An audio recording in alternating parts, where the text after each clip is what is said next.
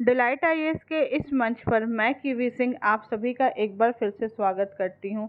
आज के इस वीडियो में हम टॉप 1000 सीरीज में बिहार स्पेशल का पार्ट 3 देखने वाले हैं। ठीक है, इससे पहले बिहार स्पेशल के 2 पार्ट आ चुके हैं। आज थर्ड पार्ट आएगा जिसमें हम बिहार की जोग्राफिकल सिचुएशन या किस प्रकार का वहाँ पे जोग्राफी के बारे में है उसके बारे में जानेंगे। ठीक है, किस प्रकार की स्थिति है, किस प्रकार की राज्य की स्थिति है, इन सब चीज़ों के बारे में हम इस वीडियो में देखेंगे। तो चलिए शुरू करते हैं आज का वीडियो और देखते हैं सबसे पहला क्वेश्चन। बिहार गंगा के मैदानी भाग में स्थित भारत का राज्य है, मतलब किस तरफ के मध्य मैदानी भाग में स्थित है ये बताना। तो इसका सही ऑप्शन है पूर्वी। बिहार पूर्वी तरफ स्थित है, मतलब मैदानी भाग में तो है ही, और इसके साथ साथ यह पूर्वी तरफ स्थित है। ठीक है, जो बिहार का वर्तमान स्वरूप है वह आयताकार स्थिति में, अगर आप बिहार का मैप देखेंगे, ठीक है, और जो इसका क्षेत्रफल है वो 94,163 किलोमीटर, यह इसका क्षेत्रफल है पूरा, और यह भारत का 2.86% क्षेत्र है। ठीक है, तो बिहार जो है वह भारत का 2.86% भारत के क्षेत्रफल का प्रतिशत है। क्षेत्रफल की दृष्टि से बिहार भारत का 14वां बड़ा राज्य है। ठीक है, इसके साथ साथ हम देखते हैं कि उत्तर से अगर हम दक्षिण के बीच में बिहार की लंबाई नापेंगे तो वह 345 किलोमीटर आएगी, और अगर पूरब से पश्चिम की ओर देखेंगे तो 483 किलोमीटर लंबाई आएगी, जो कि बिहार से पूरब से पश्चिम के बीच में पूरी आएगी। फिर हम बिहार की सीमा के बारे में देखें तो देखिए, बिहार के 7 जिले हैं जो कि अंतर्राष्ट्रीय सीमा यानी कि नेपाल से लगते हैं। ठीक है, 7 जिले नेपाल से लगते हैं। फिर हम देखते हैं कि आप झारखंड, पश्चिम बंगाल, यूपी, इसके छत्तीसगढ़, इन सब से भी बिहार के जिले लगते हैं। ठीक है, फिर हम देखते हैं नेक्स्ट क्वेश्चन। क्षेत्रफल की दृष्टि से बिहार का सबसे छोटा जिला कौन सा है? तो इसका सही ऑप्शन है ऑप्शन डी, शेखपुरा। शेखपुरा जो है वह सबसे छोटा जिला है बिहार का सब। ठीक है, और सबसे बड़ा अगर जिला देखें तो पश्चिमी चंपारण जो है वह सबसे बड़ा जिला है। बिहार में कुल 38 जिले हैं। ठीक है, तो जिसमें सबसे बड़ा पश्चिमी चंपारण है, और सबसे छोटा जो जिला है वह आता है शेखपुरा। नेक्स्ट क्वेश्चन है, बिहार का सबसे पूर्वी जिला निम्न में से कौन है? ठीक है, तो इसका सही ऑप्शन है ऑप्शन बी। ठीक, तो बिहार राज्य का सबसे जो पूर्वी जिला है वह किशनगंज है। सबसे पूर्वी में पश्चिमी जिला सबसे कौन सा आएगा? तो पश्चिमी जिला में हम कहेंगे कि जो कैमूर है वह पश्चिमी जिला है, और राज्य के दक्षिणी भाग में सबसे जो जिला आएगा वह आएगा गया और जो जमुई, यह दक्षिणी भाग में सबसे ज़्यादा आता है। पूर्वी भाग में मैंने आपको बता दिया जैसे कि आता है किशनगंज, और सबसे ज़्यादा उत्तरी जिला कौन सा होगा? तो उत्तरी जिला में आता है पश्चिमी चंपारण आता है। ठीक है, नेक्स्ट क्वेश्चन देखते हैं। बिहार के दक्षिणी जिले में स्थित पहाड़ किसका भाग है? तो इसका सही ऑप्शन है छोटा नागपुर का पठार। तो छोटा नागपुर का पठार है वह बिहार के दक्षिणी जिले में स्थित है। ठीक है, यहाँ पर हमने देखा है कि धारवाड़ युगीन चट्टानें पाई जाती हैं। मुंगेर, जमुई, नवादा, इन सब जगहों पर यहाँ पर यह देखते हैं, और इसके साथ साथ ये जो चट्टानें होती हैं ज़्यादातर यह आग्नेय चट्टानें होती हैं। नेक्स्ट क्वेश्चन है, सोमेश्वर श्रेणी का शीर्ष भाग बिहार को किससे अलग करता है? तो इसका सही ऑप्शन है ए, नेपाल से जो सोमेश्वर श्रेणी का जो भाग है वह बिहार को अलग करता है। सोमेश्वर श्रेणी के का कुल क्षेत्रफल जो है वो है 784 किलोमीटर। ठीक है, 784 वर्ग किलोमीटर है। तो और जो सोमेश्वर श्रेणी है वह सोमेश्वर दर्रे से अलग होती है, और बिहार में जो इसकी सबसे ऊंची चोटी है वह सोमेश्वर ही चोटी है। ठीक है, तो यहाँ पे ये पाया जाता है, और जो सोमेश्वर श्रेणी है वह नेपाल को अलग करती है। नेक्स्ट क्वेश्चन है, कैमूर रोहतास पठार का सबसे ऊंचा भाग है। कौन सा भाग कैमूर रोहतासगढ़ का सबसे ऊंचा भाग है? तो इसका सही ऑप्शन है ऑप्शन ए, रोहतासगढ़। ठीक है, रोहतासगढ़ की जो ऊंचाई कितनी मीटर है? तो 481 मीटर है, जो कि सबसे ऊंचा है।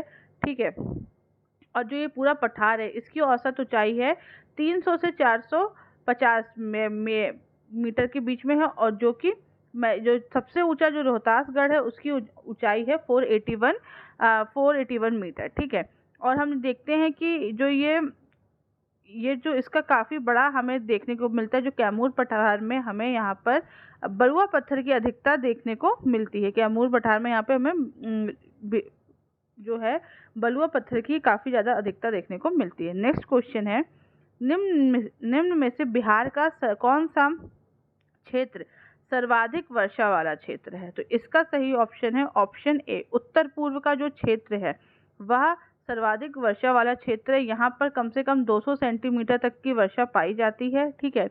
और यहाँ पर पूर्णिया, अररिया, किशनगंज, यह जो क्षेत्र होते हैं वह इसमें आते हैं, जो कि काफ़ी ज़्यादा यहाँ पे बारिश काफ़ी ज़्यादा होती है। नेक्स्ट क्वेश्चन है, निम्नलिखित में से कौन सा जिला कोसी महानदी दोआब क्षेत्र में आता है? इसका सही ऑप्शन है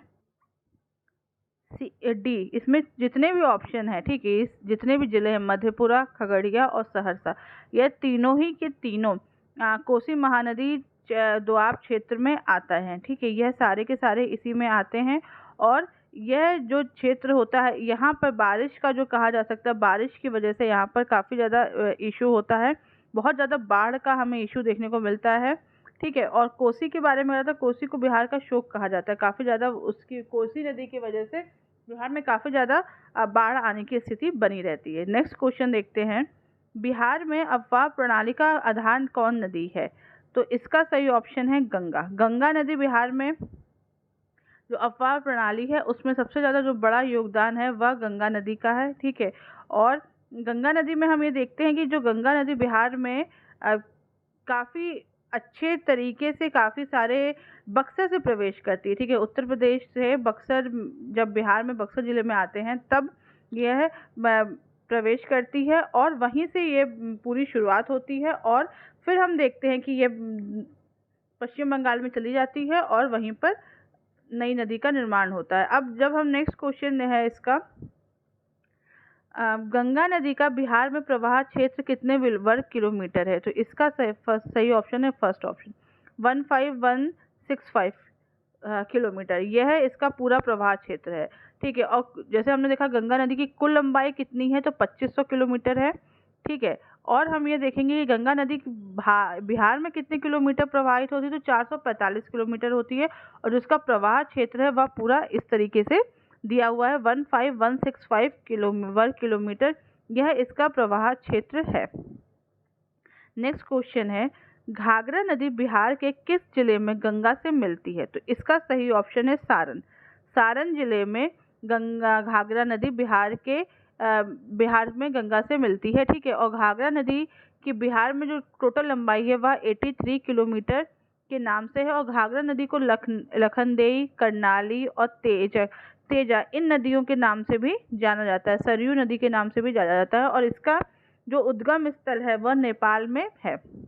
नेक्स्ट क्वेश्चन है, बागमती नदी किस जिले में प्रवाहित होती है? तो इसका सही ऑप्शन है ऑप्शन डी, यानी कि ए बी सी तीनों, दरभंगा, मुजफ्फरपुर, मधुबनी, इन तीनों में बागमती नदी प्रभावित होती है, ठीक है। बागमती की उत्पत्ति नेपाल के जो महाभारत श्रेणी है उसमें हुई है, ठीक है। और यह बूढ़ी गंडक जो नदी है उसकी प्रमुख सहायक नदी है। इसके अलावा हम देखते हैं कि बागमती की प्रमुख सहायक नदी कौन सी है, तो लालबकैया, लखनदेई और सिप्टी धार, यह जो तीनों नदियां हैं यह हम कह सकते हैं कि ये बागमती की प्रमुख नदियां हैं। नेक्स्ट क्वेश्चन है, बिहार और बंगाल के साथ कौन सी नदी सीमा रेखा का निर्धारण करती है? तो इसका सही ऑप्शन है ऑप्शन डी, महानंदा जो नदी है वह बिहार और बंगाल के बीच में सीमा रेखा का निर्धारण करती है। यह उत्तरी बिहार में प्रभावित होने वाली पूरब की नदी है, ठीक है। और यह किशनगंज, पूर्णिया, कटिहार तीनों से निकल के जिले में लेकर प्रभावित होती है। नेक्स्ट क्वेश्चन है, पुनपुन नदी कहाँ गंगा में मिलती है? तो इसका सही ऑप्शन है ऑप्शन बी, फतुहा। फतुहा में पुनपुन नदी मिलती है गंगा में, ठीक है। पुनपुन नदी का उद्गम स्थल जो है वो चौराहा पहाड़ी है, ठीक है। और यह मोहना, कीकट, मागधी इन नदियों के नाम से भी जाना जाता है। औरंगाबाद, अरवल, पटना इन जिलों में यह गंगा के समानांतर प्रभावित होती है और फतुहा यह पटना के पास ही स्थित है, वहाँ पर यह जाकर मिलती है गंगा से। इसके अलावा हम देखते हैं कि मादर, बिलारो, मोरहर यह जो नदियां हैं यह पुनपुन नदी की सहायक नदियां हैं। नेक्स्ट क्वेश्चन है, कर्मनाशा नदी का उद्गम स्थल कहाँ स्थित है? तो इसका सही ऑप्शन है विंध्याचल पहाड़। विंध्याचल की जो पहाड़ियां हैं वह कर्मनाशा नदी का उद्गम स्थल है। कर्मनाशा नदी चौसा के पास गंगा नदी से मिलती है, ठीक है। और हिंदू मान्यता के अनुसार, धार्मिक मान्यता के अनुसार इसको सबसे ज़्यादा अपवित्र नदी माना जाता है। नेक्स्ट क्वेश्चन है, निम्नलिखित में से कौन गर्म जल कुंड मुंगेर में स्थित है? तो इसका सही ऑप्शन है ऑप्शन डी, ABC कांवर झील। एक सेकेंड, सॉरी, इसका सही ऑप्शन डी है, ठीक है। तो श्रृंगार, ऋषि कुंड, भरारी कुंड, पंचतर कुंड, यह तीनों के तीनों जो गर्म जल कुंड है वह मुंगेर में स्थित है, ठीक है। गर्म जल कुंड में कौन सा, अगर हम देखा जाए कौन सा खनिज पाया जाता है, गंधक जो होता है वह पाया जाता है, ठीक है। राजगीर में काफ़ी फेमस हमें कई बार देखने को मिलते हैं। राजगीर में कौन कौन से, सप्तधारा, ब्रह्मकुंड, सूर्य कुंड, यह सब हमें राजगीर में देखने को मिलते हैं। इसके अलावा मखदूम कुंड, नान कुंड, गोमू कुंड, यह सब भी हमें, ये जितने भी हैं यह सब भी हमें राजगीर में ही देखने को मिलते हैं। फिर देखते हैं नेक्स्ट क्वेश्चन, कांवर झील बिहार के किस जिले में स्थित है? तो इसका सही ऑप्शन है ऑप्शन ए, बेगूसराय। यह बेगूसराय में स्थित है, ठीक है। कांवर झील का क्षेत्रफल कितना है? 16 वर्ग किलोमीटर है। यह एशिया की सबसे बड़ी एक तरीके से गोखुर झील है और कांवर झील का निर्माण गंडक नदी के विसर्पण से हुआ है, ठीक है। गंडक नदी के विसर्पण से हम कहते हैं कि कांवर झील का निर्माण हुआ है। इसके अलावा हम देखते हैं नेक्स्ट क्वेश्चन। और एक और बात, कांवर झील जो है वह बिहार में वेट आइलैंड जो आर्द्र क्षेत्र होता है वह है, ठीक है। निम्नलिखित में से कौन सा क्षेत्र बिहार के कौन सा आर्द्र क्षेत्र बिहार में स्थित है? तो इसका सही ऑप्शन है ऑप्शन डी, ठीक है। इसमें जो ये तीनों हैं, कांवर झील, वरीला और कुशेश्वर स्थान, यह तीनों बिहार में स्थित है, ठीक है। कांवर झील जैसे मैंने आपको बताया कि यह बेगूसराय में स्थित है। बारीला आर्द्र क्षेत्र यह वैशाली में स्थित है, ठीक है। जो रामसर सम्मेलन जो कि 1971 में ईरान में हुआ था, उसके बाद हम ये आर्द्र भूमि के बारे में जानते हैं। यह आर्द्र भूमि के बारे में हमें वहाँ से पता चलता है। नेक्स्ट क्वेश्चन है, बिहार कैसा जलवायु प्रदेश है? मतलब बिहार की जो जलवायु है वह कैसी है? तो इसका सही ऑप्शन है ऑप्शन डी, ए और बी, यानी कि मानसूनी और भूमध्य सागरीय, यह प्रकार की जलवायु हमें बिहार में देखने को मिलती है। बिहार में उपोष्ण कटिबंध में स्थित यह राज्य है। यहाँ पर जो अक्षांश है उसका सबसे ज़्यादा हमें प्रभाव जलवायु पर देखने को मिलता है। और इसके साथ साथ समुद्र की दूरी, वन, वर्षा की मात्रा, इन सब से हमें किसी भी स्थान की जलवायु का निर्धारण होता है, तो वैसे ही हमें यहाँ पे देखने को मिलता है। जो लास्ट क्वेश्चन है वह यह है कि ग्रीष्म ऋतु में बिहार का सबसे गर्म जिला कौन सा होता है? तो इसका सही ऑप्शन है गया। गया का जो जिला है वह सबसे ज़्यादा गर्म होता है, मतलब वहाँ पे सबसे ज़्यादा गर्मी पाई जाती है। अगर देखा जाए तो मानसून का आगमन अगर हम देखें बिहार में सबसे पहले कहाँ होता है, तो किशनगंज में मानसून का सबसे ज़्यादा आगमन होता है और वहीं पर सबसे ज़्यादा बारिश होती है, ठीक है। बिहार में सबसे आर्द्र जिला जो कहा जा सकता है वह यह है। मई में सबसे ज़्यादा गर्मी होती है और सबसे ज़्यादा गर्मी कहाँ पर पाई जाती है? सबसे ज़्यादा गर्मी सबसे कहाँ होती है? तो गया सबसे ज़्यादा गर्म जिला होता है।